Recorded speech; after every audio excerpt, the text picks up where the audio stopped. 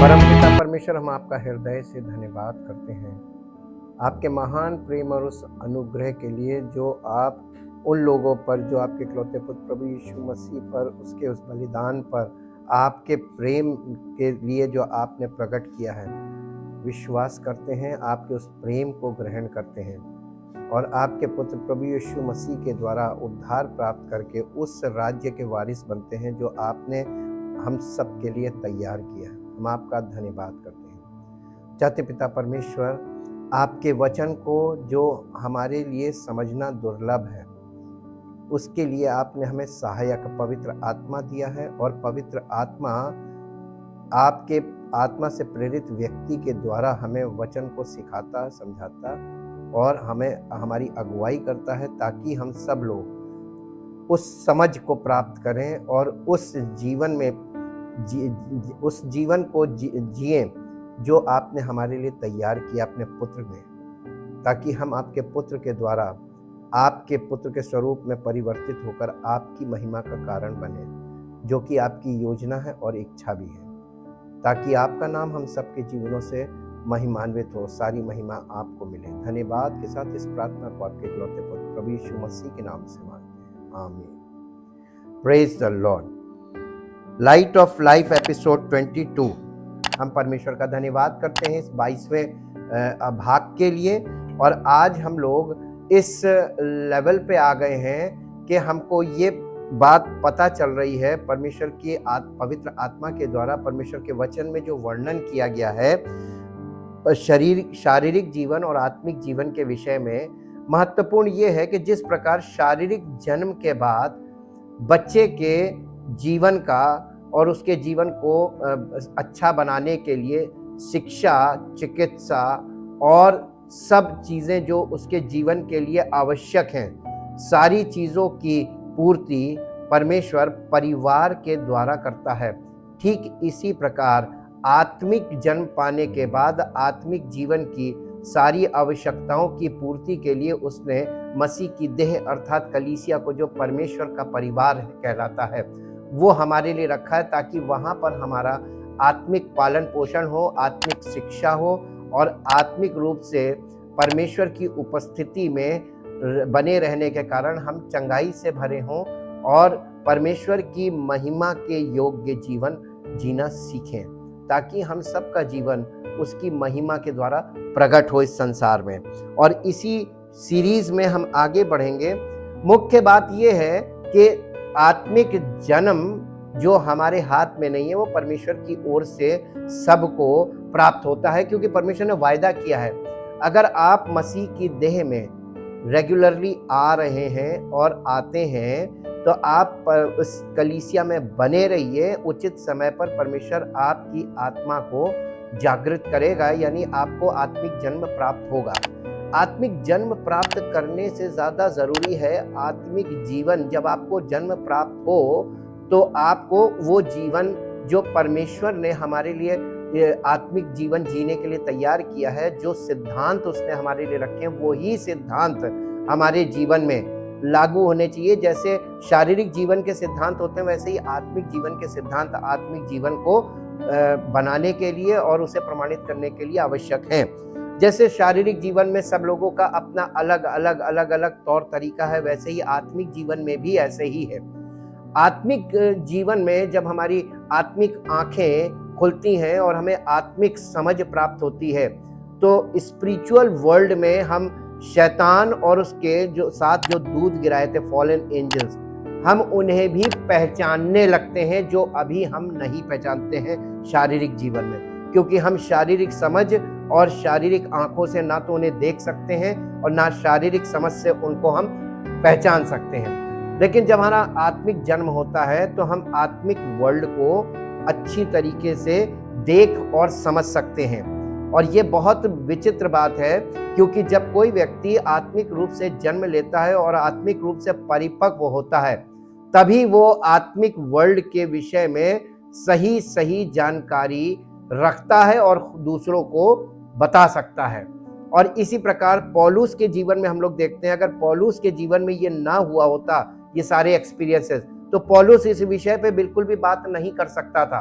आज के ढेरों प्रचारक खड़े हुए हैं जो इस विषय में बात ही नहीं करते हैं, क्योंकि वो इस लेवल में है ही नहीं, उनका आत्मिक जन्म ही नहीं हुआ और आत्मिक जीवन से संबंधित कोई बात नहीं करते हैं। सारी चीजों को शारीरिक रूप से बता रहे हैं और शारीरिक क्रियाएं बता रहे हैं। अब हम लोग इसके बड़े महत्वपूर्ण हिस्से पे आगे बढ़ रहे हैं, the spirit versus the flash. जैसा कि पौलुस ने कलीसिया को, गलातियों की कलीसिया को उसने बोला कि जब हम आत्मा के अनुसार जीवित हैं तो आत्मा के अनुसार ही चलें, और आत्मा और शरीर दोनों एक दूसरे के विरोधी हैं। पहले इतनी सी बात को हमें समझने की जरूरत है कि जब हम शारीरिक जीवन में थे, तो जब शारीरिक जीवन में एक व्यक्ति जीवित रहता है और आत्मिक तौर पर मृतक है, तो हर मनुष्य तीन चीजों से मिलकर बना है। तीन व्यक्ति एक व्यक्ति के अंदर होते हैं। जो आत्मिक रूप से मृतक है उनके अंदर दो व्यक्ति हैं। एक है सोल, जिसे हम कहते हैं माई सेल्फ, मैं, जो मैं, दिस इज माई सोल, ये मेरा प्राण है। और दूसरा मेरा शरीर। और शरीर और प्राण एक दूसरे की इच्छाएं और अभिलाषाओं को पूर्ति करने में लगे रहते हैं। इसको कहते हैं शारीरिक जीवन। शरीर की अभिलाषाएं और मन की अभिलाषाएं। मन का मतलब मैं खुद, हमारा जो शरीर है, वो प्राण है, वो I myself, my body and I myself, यानी प्राण और देह। अब इसके बाद जब आत्मा को जीवन मिल गया, तीसरी चीज हो गई, हमारे अंदर आत्मा में जीवन आ गया। अब हमारे अंदर तीन लोग हैं, हमारी आत्मा, हमारा प्राण यानी मैं स्वयं, आई माई सेल्फ, और उसके बाद हमारा शरीर। अब हमारा आई माई सेल्फ यानी मेरा जो प्राण है, इसके सामने दो लोगों की इच्छाएं आएंगी। एक आत्मा की इच्छा आएगी, एक शरीर की इच्छा आएगी। अब हमको यानी आई माई सेल्फ, मेरे प्राण को यह निर्णय करना है कि हमें आत्मा की इच्छा पूरी करनी चाहिए कि हमें शरीर की इच्छा पूरी करनी चाहिए। है कठिन और ये चैलेंजिंग लाइफ है। बॉर्न अगेन के बाद हमारा और आपका जीवन हम व्यतीत कर नहीं सकते अगर हम मसीह की देह में बने नहीं रहेंगे तो। ठीक वैसे ही एग्जाम्पल है इसका कि जैसे आप उन बच्चों को देखिए जो जिनका जन्म हो रहा है और जिनके पास परिवार नहीं है, घर नहीं है और कोई ऐसा संरक्षण वाली जगह नहीं है, वो पैदा हो रहे हैं और सड़क पे ही, और सड़क के यानी उनके ऊपर वो पालन पोषण हो रहा, कहीं पड़े हैं, कुछ खा लिया, कुछ पी लिया। वो इस तरीके का जीवन जो है, ये वाला जीवन स्पिरिचुअल लाइफ में खराब हो जाएगा, क्योंकि स्पिरिचुअल लाइफ में फॉलन एंजल्स और सैटेनिक स्पिरिट्स, ये सब आपके उस आत्मिक जीवन को अपना माध्यम बना लेंगे और इविल पावर्स से भर जाएंगे हम। इसीलिए परमेश्वर ने हर उस व्यक्ति को जिसका आत्मिक जन्म हो, उसके लिए आत्मिक परिवार यानी कलीसिया को रखा है, ताकि ये काम कलीसिया में हो, उसको एक अच्छा माहौल मिले, एक अच्छी एजुकेशन, बिहेवियर, ये सारी चीजें जो एक अच्छी शिक्षा से संबंधित हैं, एक अच्छे जीवन और एक अच्छे तौर तरीके वाले सोच विचार के लिए परमेश्वर ने कलीसिया की स्थापना की, ताकि आत्मिक जन्म पाकर लोग यहाँ पर परमेश्वर के बच्चे बने। वो आचरण जो परमेश्वर के पुत्र का था, वो आचरण हमारे अंदर हो। इसीलिए कलीसिया की स्थापना हुई और पौलुस ने इसी विषय पर शिक्षा दी कलीसिया को। The flesh and the spirit are complete opposite. One most fundamental choice as believers is choosing each day, each moment which to obey। हमारे लिए पौलुस यहाँ पर बहुत अच्छी तरीके से इस बात को बता रहा है अपनी पत्री में कि हमारा जो शरीर है और हमारी जो आत्मा है, ये पूर्ण विपरीत है और हम उसमें हमारी इच्छा आ गई। विश्वासियों के रूप में हमारी सबसे मौलिक पसंद प्रत्येक दिन, प्रत्येक क्षण को चुनना है। आपको प्रत्येक दिन, हर दिन और हर क्षण में एक चुनाव करना पड़ेगा कि आपके सामने शारीरिक आवश्यकताएं और शारीरिक जिम्मेदारियां होंगी, दूसरी तरफ आपके पास स्पिरिचुअल रिस्पॉन्सिबिलिटीज और स्पिरिचुअल डिजायर्स भी होंगी। अब आपको इन दोनों प्रायोरिटीज में से ये चूज करना है कि आप किधर की तरफ जाएंगे। अब आप बताइए, सबसे कठिन, हमने आपको बताया था ना, आत्मिक जीवन चैलेंजिंग जीवन है, चैलेंजिंग लाइफ है। आपको ये कैसे पता चलेगा कि कब आपको फिजिकल पे यानी आपको ये चुनाव करना चाहिए कि नहीं मैं पहले ये करूंगा, या आपको ये चुनाव करना चाहिए कि पहले मैं आत्मिक कार्य को करूंगा, आत्मिक इच्छा पूरी करूंगा कि शरीर की इच्छा पूरी करूंगा? इसका निर्णय आप कैसे लेंगे? नहीं ले पाएंगे। एक अनपढ़ और एक ऐसे व्यक्ति को जो पारिवारिक नहीं है, उसके सामने अगर निर्णय लेने की बात आए या उसको कुछ जिम्मेदारी दी जाए तो वो नहीं कर पाएगा, इसलिए क्योंकि उसने ये चीज सीखी नहीं है। ये चीजें स्कूलों में नहीं सिखाई जाती हैं कि हमें जीवन में निर्णय कैसे लेना है, क्या निर्णय लेना है, कब कैसे क्या करना है। ये सारी चीजें हम अपने परिवार से सीखते हैं, इंसान इंसान से सीखता है। ये बिहेवियर और एटीट्यूड वाली चीज है। इसलिए पौलुस इस विषय पे बहुत अच्छी तरीके से बता रहा है कि प्रत्येक क्षण को हमें चुनना है जिसका पालन करना है। आपको कौन सी बात का पालन करना आवश्यक है, इस बात का निर्णय आपको हर कदम पे लेना पड़ेगा, हर क्षण ये काम होगा। The flesh and the spirit are not only opposed to one another. The Apostle Paul's description of this conflict in Galatians 5 makes it clear that they are mortal enemies. Mortal का मतलब होता है जो मरणहार है। ये हमारा शरीर और हमारी आत्मा जो अभी जिसका जन्म हुआ, ये दोनों अभी मॉर्टल हैं, यानी मरने के लायक हैं। अभी ये देखिए, एक छोटा बच्चा जब पैदा होता है, अगर उसको सही पालन पोषण ना हो, सही भोजन ना मिले, सही पोषण ना मिले, सही केयर ना मिले, तो उसके डेथ के चांसेस ज्यादा होते हैं। ठीक इसी प्रकार से स्पिरिचुअल लाइफ में भी है। First physical then spiritual followed, ये फॉर्मूला लगता है। पहले फिजिकल से आप सीखिए, वही चीज स्पिरिचुअल में भी है। तो आप इस नजरिए से जब देखेंगे तो आपको पता चलेगा कि नहीं, एक न्यू बॉर्न बेबी के लिए अगर उसकी केयर सही तरीके से ना की जाए तो वो सरवाइव नहीं कर पाएगा। अब दूसरा बात कि क्या आप फिजिकल लाइफ में अपने बच्चे के पालन पोषण के लिए नौकरों पर डिपेंड कर सकते हैं? बहुत से लोग करते हैं, लेकिन क्या नौकरों के द्वारा किया गया पालन पोषण आपके बच्चे का आपके पारिवारिक पालन पोषण से मैच करेगा? आपके नौकर उस ढंग से नहीं पालन पोषण करेंगे जिस ढंग से माँ बाप या पारिवारिक लोग करते हैं, परिवार के और अन्य सदस्य करते हैं। तो परिवार के सदस्यों का संरक्षण और किसी सर्वेंट्स का संरक्षण, दोनों में अंतर है।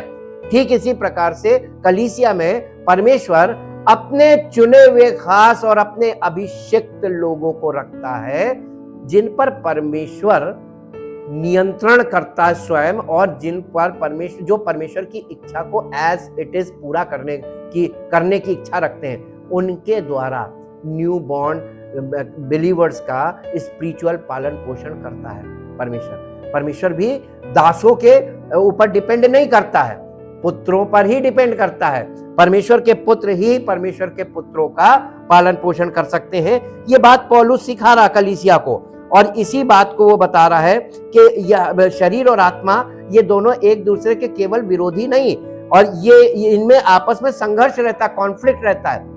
ये एक दूसरे की इच्छाएं दोनों की अलग अलग हैं, एक फिजिकल इच्छा करेगा तो एक स्पिरिचुअल करेगा। प्रेरित पौलुस के विवरण से ये स्पष्ट हो जाता है कि वे नश्वर शत्रु हैं, यानी नाश होने वाले शत्रु हैं, और जब तक ये नाश होने वाले शत्रु हैं बहुत खतरनाक है। शरीर की अभिलाषा आत्मा की इच्छा के विरुद्ध है, और ये एक दूसरे के सीधे विरोध में है।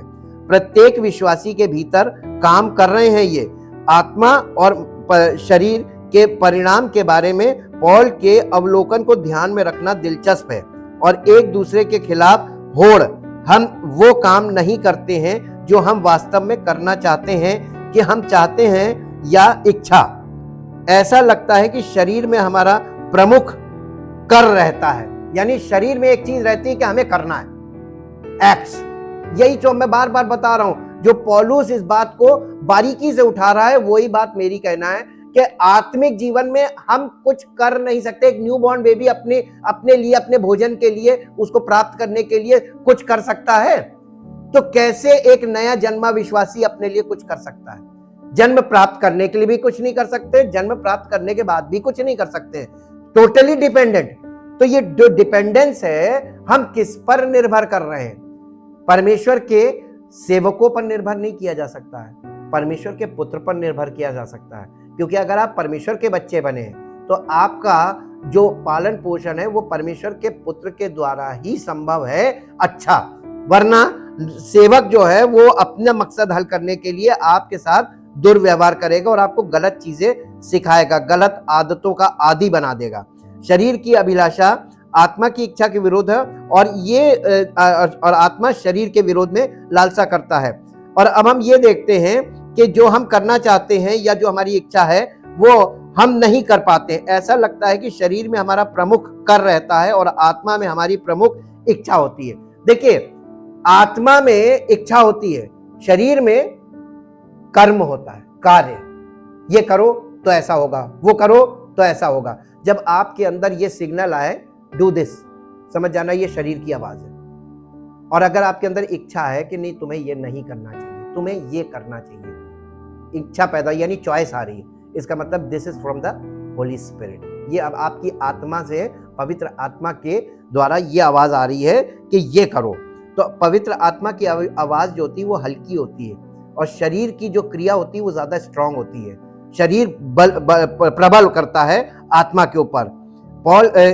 इसी चीज को पौलुस यहाँ पर स्पष्ट करने की कोशिश कर रहा है। ऐसा लगता है कि शरीर में हमारा प्रमुख कर रहता है और आत्मा में हमारी प्रमुख इच्छा होती है। रोमियो की पत्री 7 अध्याय उसका 18 और 19 पद पढ़िए। रोमियो की पत्री 7 अध्याय उसका 18 और 19 दो पद पढ़िए। क्योंकि मैं जानता हूं कि मुझ में अर्थात मेरे शरीर में कोई अच्छी वस्तु वास नहीं करती है। किसी भी एक बड़े से बड़े धर्मी की बात बता रहे हैं जी। इच्छा तो मुझ में है परंतु भले काम हम भलाई आप कर नहीं पाएंगे। इच्छा करेंगे लेकिन कर नहीं पाएंगे। कौन रोकता है? शरीर जी। क्योंकि जिस अच्छे काम की मैं इच्छा करता हूं वो तो नहीं करता, परंतु जिस बुराई की इच्छा नहीं करता हूं वही किया करता हूं। अतः यदि मैं वही करता हूं, आदत पड़ी हुई है लोगों की, लोग आदतन करते हैं ना। अब जैसे किसी का आदत है गाली देने की, इच्छा करती है कि नहीं देंगे, लेकिन मुंह से क्यों? आदत पड़ी हुई। तो ये शरीर का काम है। आप लोग नशा इच्छा करती है उनके नहीं करेंगे, लेकिन शरीर आदी है और जहां शाम हुई बोली बदल जाती है। नहीं, अब हम छोड़ दें, हम छोड़ दें। शरीर प्रबल है, आत्मा नहीं काम करेगी जी। यदि मैं वही करता हूं जिसकी इच्छा मैं नहीं करता, तो उसका करने वाला मैं नहीं, मैं ना रहा, परंतु कौन कर रहा है? हमारे अंदर कौन बसा हुआ है? वो करवा रहा है। आदत कौन डालता है? ये आदत पड़ जाती है ना। अब ये आदत नहीं है, ये पाप है। गलती एक बार होती है, आदमी छोड़ देता है, लेकिन बार बार करने से आदत पड़ जाती है और वो आदत पाप है जी। उसका करने वाला मैं रहा वरन पाप जो मुझ में बसा हुआ है। ये प्रिंसिपल आ गया। पौलुस ने भी प्रिंसिपल दिया कि ये प्रिंसिपल है।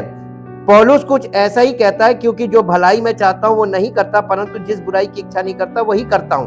इस आंतरिक संघर्ष के परिणाम सभी विश्वासियों के लिए बहुत बड़े हैं। ये एक कॉन्फ्लिक्ट है जो हमारे अंदर चलता है और इसके परिणाम बहुत बड़े हैं। सबसे पहले इसका अर्थ ये है कि हमारे भीतर आत्मा और देह की मुख्य प्रतियोगिता हमें चुनने की प्रतियोगिता है। हमें चुनाव करना है।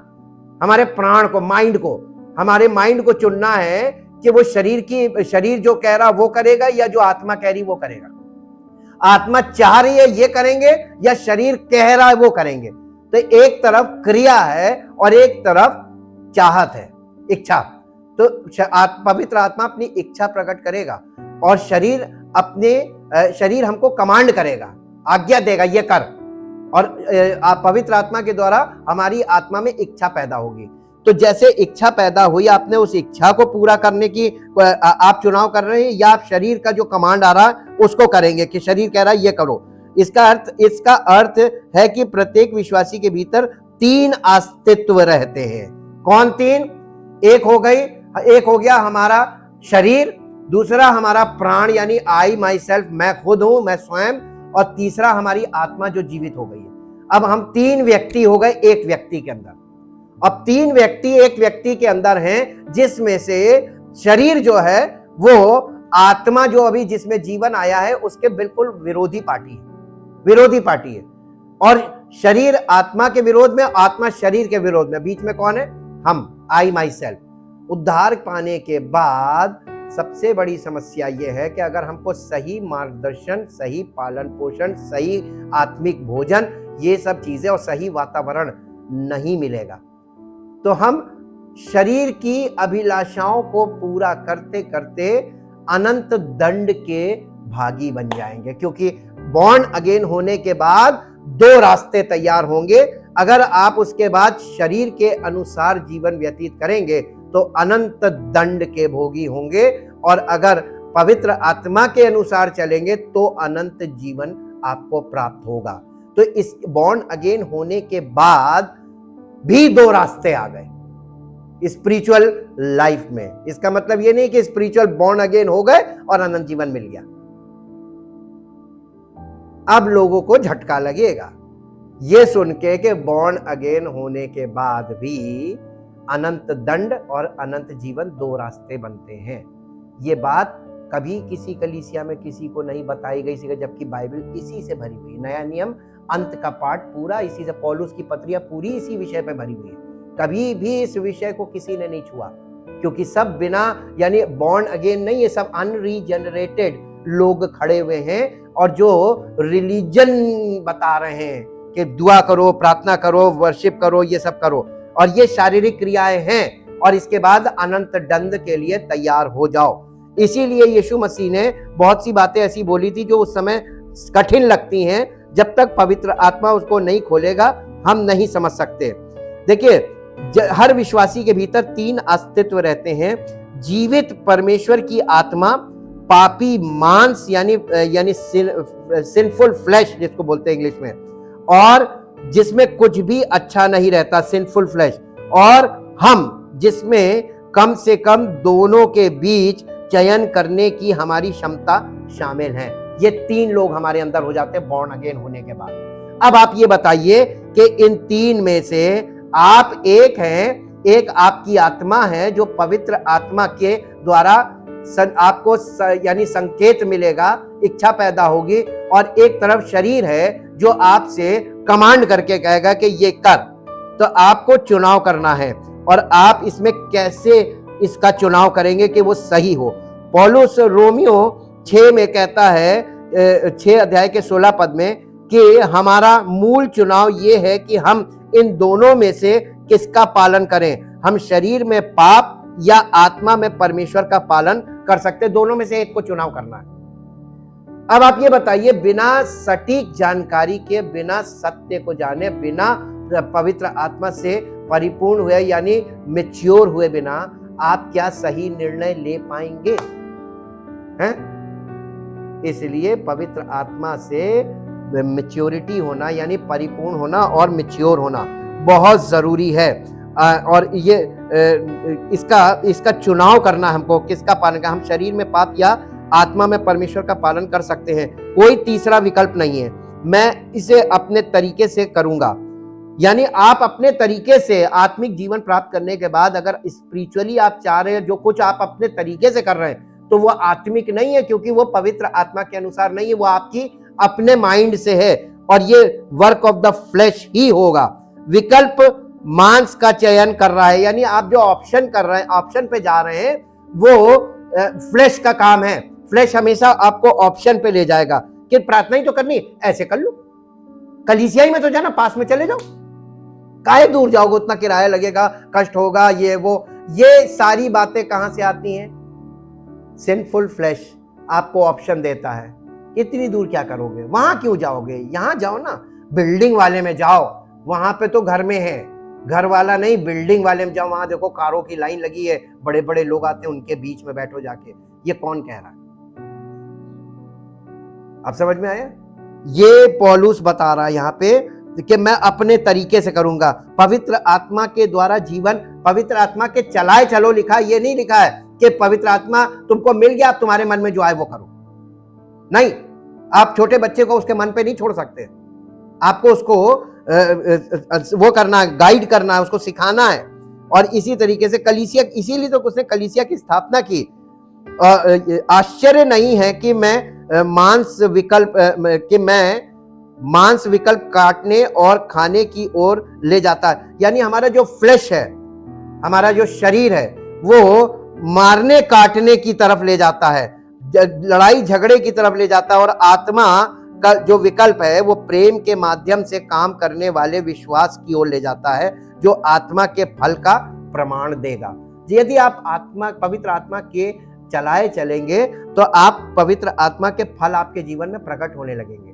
और अगर अभी तक फल नहीं प्रकट हुए, कितना समय लगता है फल को प्रकट होने में? एक आप फल का पेड़ लगाइए, मैक्सिमम मेरे ख्याल से 5 इयर्स फल आ जाना चाहिए।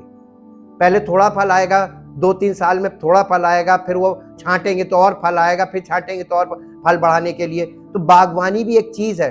तो यीशु मसीह ने कहा, मेरा पिता किसान है, मैं दाखलता हूं, तुम डालियां हो, और जो डाली मुझ में नहीं फलती उसे काट डालता है। यानी 2 प्रकार के मसीही होंगे, एक जिन्हें पिता काट देगा, यार ये फल नहीं ला रहा, हटो, तो 2 साल 3 साल। और इसका विकल्प उसमें दिया हुआ है सुसमाचार में कि यीशु मसीह एक दृष्टांत सुनाने लगा कि वो एक बाग में गया और वहां पर एक अंजीर का पेड़ था, उसने माली का इसे काट डाला। माली ने कहा क्यों? कहने लगे 3 साल से मैं इसमें फल देखने आ रहा हूं, आज तक नहीं मिला। तो माली ने रिक्वेस्ट की, इस वर्ष इसे रहने दे, अब मैं इसमें चारों ओर गड्ढा खोदूंगा, खाद डालूंगा, पानी डालूंगा, मैं इसमें सेवा करूंगा, अगले वर्ष फले तो भला, नहीं तो इसे काट दूंगा। ये इसी बात को दिखा रहा है कि प्रभु यीशु मसीह लोगों को मौका देता है कि चलो इस बार नहीं, अगले साल। तो 3 साल, 4 साल, 5 साल में परिपक्व विश्वासी बनना है, या पवित्र आत्मा के फलों से प्रकट हो जाना हमारे जीवन से जरूरी है कि नहीं है? और अगर 10 साल, 20 साल, 30 साल एक भी फल नहीं आया, तो इसका मतलब पिता काट के फेंक चुका है। वो विश्वासी अपने आप को ये ना सोचे कि वो मसीह में है। वो वचन बता रहा है, पिता काट देता है। वो पूछ के थोड़ी ना काटेगा, ना पूछ के उसने हमें जन्म दिया, ना पूछ के हमें काटेगा। वो अपनी मर्जी का मालिक है। तो हम किसी कलीसिया में कहीं पर भी कहीं स्थिर नहीं पाए जाएंगे। इधर गए, उधर गए, हॉप एंड हॉप एंड, और ऐसे लोगों में विश्वास नाम की कोई चीज नहीं होती, और मसीही जीवन से इनका दूर दूर तक कोई नाता नहीं होता है। पौलुस ये बात सिखा रहा है कलीसिया को, और आत्मा विश्वासियों को उस स्वतंत्रता में जीने के लिए बुलाता है जो यीशु देता है, ना कि पाप और व्यवस्था के बंधन में। स्वतंत्रता अपने सार में चुनाव करने की क्षमता है, यानी फ्रीडम ऑफ चॉइस है। जब हमको जीवन मिला है तो परमेश्वर चाहता है फ्रीडम ऑफ चॉइस में हम रहें। गुलामी को चुनाव करने का, गुलाम को चुनाव करने का मौका नहीं मिलता। एक व्यक्ति जो पाप का गुलाम है, उसके पास चॉइस नहीं है, वो चाह कर भी नहीं कर पाएगा, क्योंकि वो गुलाम है, वो वही करेगा जिसका वो गुलाम है, वो वही करेगा। इसीलिए लोग पाप की गुलामी में ऐसे फंसे हुए हैं कि वो चाहकर भी अगर कुछ परिवर्तन करना मांगे तो नहीं कर सकते। अब आप बताइए, प्रार्थना से ये समस्या सॉल्व हो सकती है? उत्तर दीजिए, संभव ही नहीं है। और बाइबल ये कहती भी नहीं है, बाइबल ने कहा ही नहीं। यीशु मसीह अगर प्रार्थना से सब कुछ हो सकता तो यीशु मसीह हमको प्रेरित क्यों भेजता और शिक्षक क्यों भेजता? कलीसिया उसने कहा मैं अपनी बनाऊंगा, उसमें मेरे लोग होंगे, पवित्र आत्मा से भरे होंगे, वो उनके द्वारा मैं काम करूंगा। वो हमारी आत्मा में काम करता है, वचन के द्वारा काम करता है। और प्रार्थना, यीशु मसीह लिखा हुआ है कि वो हमारे लिए विनती करने को सर्वदा जीवित और पिता के दाहिने बैठा हुआ। तो प्रेयर का काम किसका? पुराने नियम में जाके देखिए, लोग प्रार्थना नहीं करते थे। लोग प्रार्थना करवाने के लिए याजक के पास जाते थे, क्योंकि याजक परमेश्वर के भवन में रहता था और वो लोगों के लिए प्रेयर करने जाता था। इसको कहते हैं इंटरसेशन। जैसे आप कोर्ट में जाते हैं, आप कोर्ट में जज के सामने जाकर अपनी बात नहीं कह सकते हैं, अपनी बात को वहां नहीं रख सकते, तो कोर्ट में आपको वहां पे अधिकारी लोग मिलते हैं जिन्हें हम वकील कहते हैं, एडवोकेट।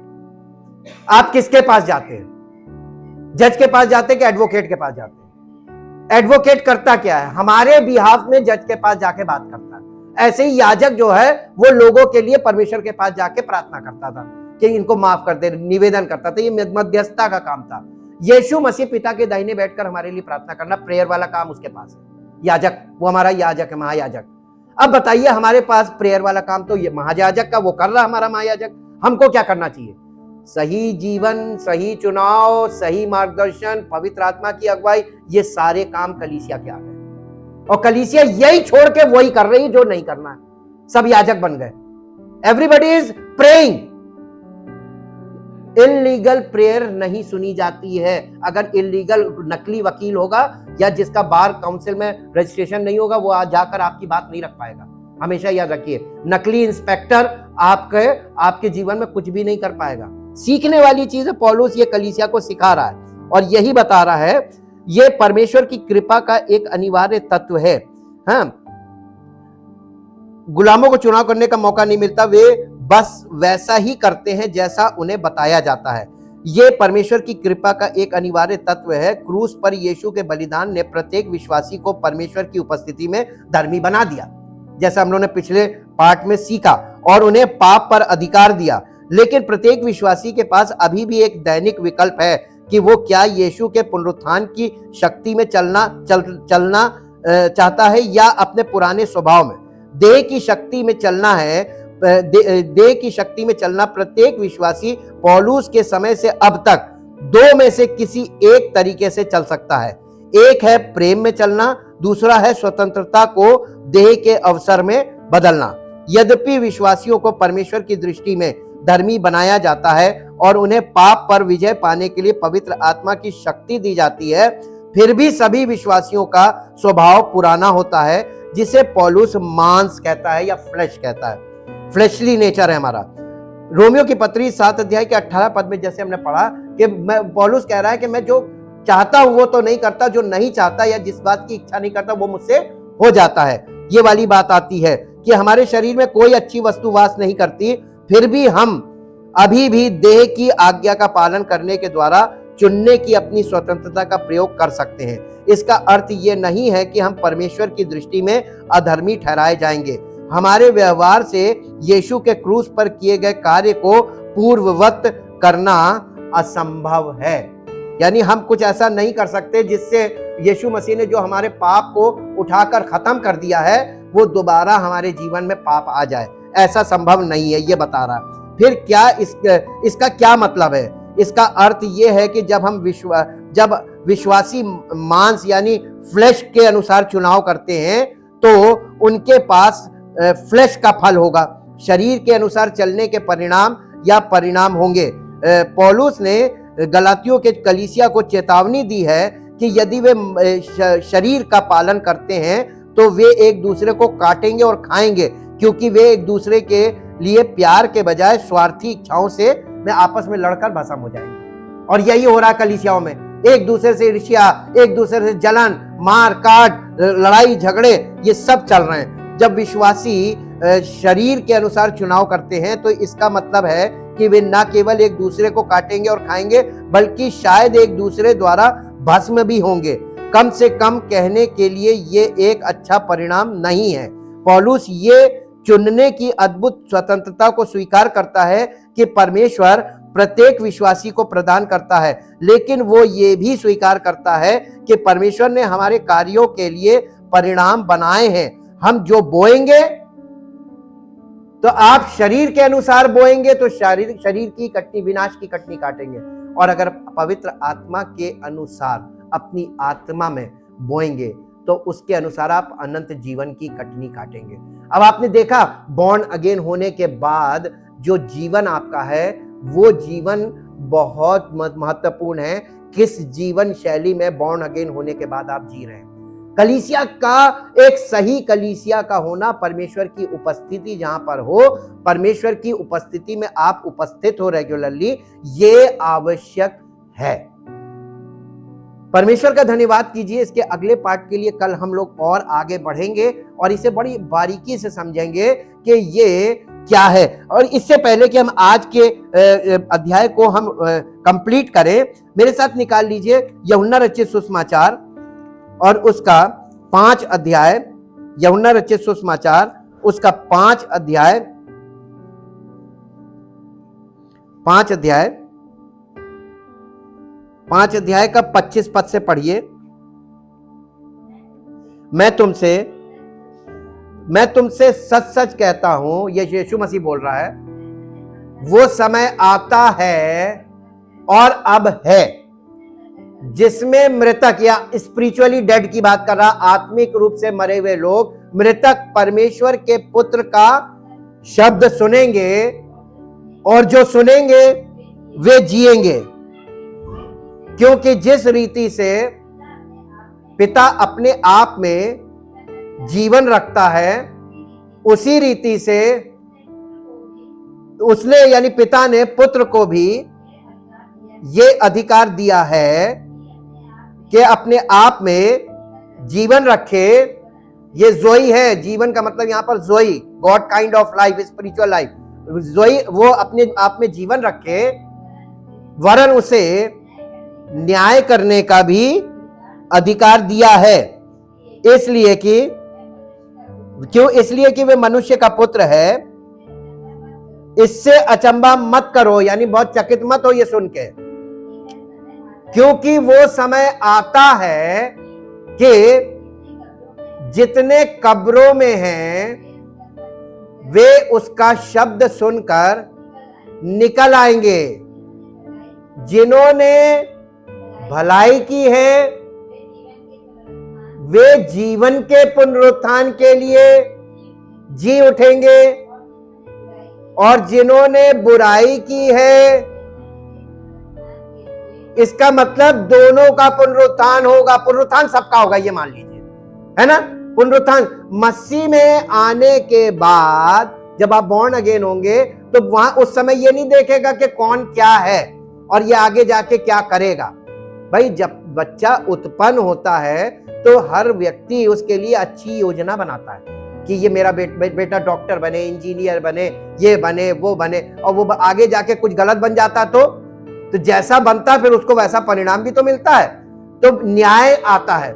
न्याय तब आता है जब उसके जीवन का टोटल जीवन का रिजल्ट आ जाता है। हमारी लाइफ का रिजल्ट प्रभु यीशु मसीह लेकर आ रहा है सेकंड कमिंग में, और वो रिजल्ट क्या है कि हम बॉर्न अगेन हुए, हमने किस प्रकार का जीवन जिया, पवित्र आत्मा की अगुवाई में या शरीर की इच्छाएं पूरी करने लगे बॉर्न अगेन होने के बाद। पौलुस ये कलीसिया को बता रहा है, और यहां पर यीशु मसीह भी यही बात कर रहा है, वो प्रिंसिपल में बात कर रहा है कि इसके बाद वो जब यीशु मसीह आएगा तो सबको जीवन जो जीवन मिला है, सबको बॉर्न अगेन हुए हैं, अब यहां पर वो न्याय करेगा। न्याय क्या करेगा? कौन शरीर की इच्छाएं पूरी कर रहा था बॉर्न अगेन होने के बाद, और कौन पवित्र आत्मा के अनुसार बना रहा है। अब आप ये बताइए, ईमानदारी का जीवन बॉर्न अगेन होने के बाद कितने लोग इस युग में जी पाएंगे? शरीर हावी है सब पे, अभिलाषाएं हावी है, इसलिए आगे फिर 2 रिजल्ट रख दिए कि बेटा शरीर के अनुसार बोगे तो विनाश की कटनी काटोगे, और अगर पवित्र आत्मा के अनुसार आत्मा के लिए बोगे तो अनंत जीवन मिलेगा। तो इसका मतलब अनंत जीवन बहुत थोड़े लोगों को मिलेगा, सारी छटनी के बावजूद। हम परमेश्वर का धन्यवाद करते हैं, लेकिन कठिन नहीं है। ये कोई ना सोचे बहुत कठिन है। आपको अपनी अभिलाषा को मारना है जो आपको कठिन लग रहा है, क्योंकि आप अभिलाषी हैं। आपका शरीर इतना अभिलाषा में भरा हुआ है, आप अपने शरीर की अभिलाषा को ना मार के आप अपने पवित्र आत्मा के अनुसार नहीं चलना मांगते, बल्कि पवित्र आत्मा को किनारे करके अपनी अभिलाषाओं को पूरा करना मांगते हैं। यहां आपकी चॉइस शरीर की तरफ जा रही है, आपका न्याय अपने आप हो जाएगा। परम पिता परमेश्वर, हम आपका हृदय से धन्यवाद करते हैं, क्योंकि आप अद्भुत कार्य करने वाले परमेश्वर हैं। जिस प्रकार अद्भुत तरीके से आप हमें अनंत जीवन के लिए जीवित करते हैं, हमारी आत्मा में जीवन आता, हम बॉर्न अगेन होते हैं, उससे भी ज्यादा अद्भुत तरीके से हमारा न्याय होगा। हाँ प्रभु, हमें हर कदम फूंक फूंक कर और बहुत सोच समझ कर इस जीवन में आगे बढ़ने की आवश्यकता है। हमारी निर्भरता प्रभु यीशु मसीह की देह पर है, अर्थात कलीसिया पर। बिना कलीसिया के हम मसीही जीवन नहीं जी सकते। हम आपका धन्यवाद करते हैं कि आपने हमारे लिए स्थान तैयार किया है और अपनी उपस्थिति दी है, ताकि हम आपकी उपस्थिति में आएं और हर बार जयवंत होने की सामर्थ्य पाएं, ताकि हम अपने जीवन में जयवंत हों और हमारा जीवन आपकी महिमा में प्रकट हो और आपकी महिमा का कारण बने, ताकि प्रभु हम अनंत जीवन के वारिस बने, आपका नाम महिमा पाए। धन्यवाद के साथ इस प्रार्थना को आपके इकलौते पुत्र प्रभु यीशु मसीह के नाम से मांगते हैं, आमीन। Praise the Lord. परमेश्वर आपको आशीष